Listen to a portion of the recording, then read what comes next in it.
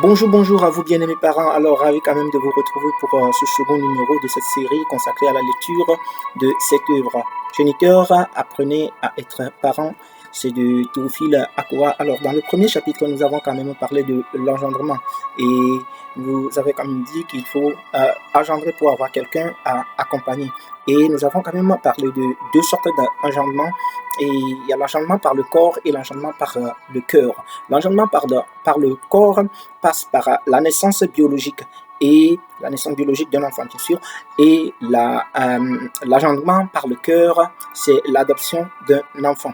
Alors, dans les deux cas, que ce soit l'engendrement par le corps ou l'engendrement par le cœur, nous devons savoir quand même que cela n'est que le commencement de la mission des parents. Et c'est très important.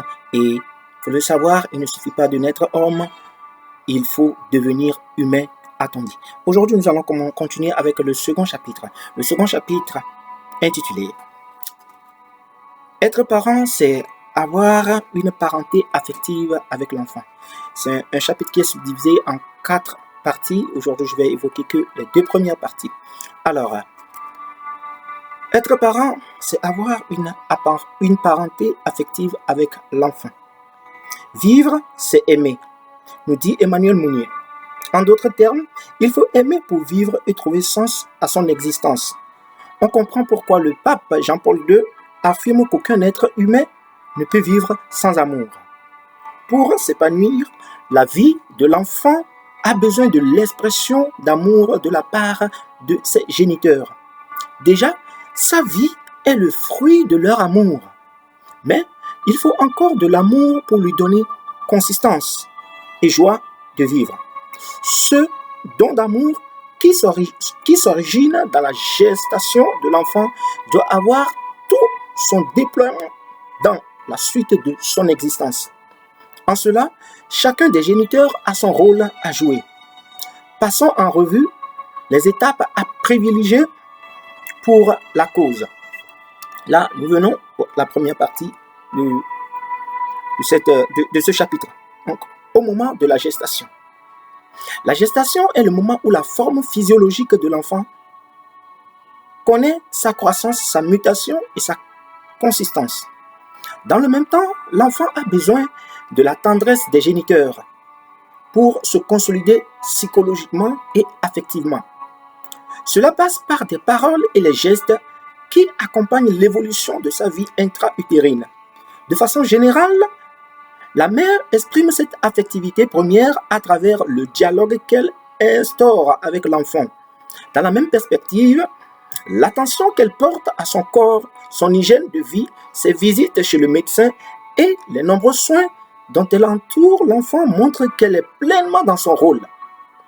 Elle doit y être davantage éveillée car le maternage commence déjà à cette période pour se prolonger à la naissance. Il faut y faire attention. Cependant, si la mère a ici une priorité d'action, le père n'est pas pour autant exempt. Le soin qu'il porte à sa femme, les paroles qu'il adresse à l'enfant dans le ventre de sa mère et les gestes qui l'accompagnent doivent exprimer l'amour. Tout doit dire à l'enfant qu'on l'aime, qu'on attend sa venue dans le foyer. La deuxième partie, dans la préparation de son accueil au foyer. Quand on attend une personne importante, on se prépare pour l'accueillir. L'enfant est cette personne importante. Il l'est car il vient d'un ailleurs qui dépasse notre imagination. C'est un mystère qui se déploie dans le temps. Il est important car le croyant, il est un don. Car pour le croyant, il est un don de Dieu. Il est important, car pour la tradition africaine, il est envoyé par les ancêtres. Il est important, car il accomplit le couple.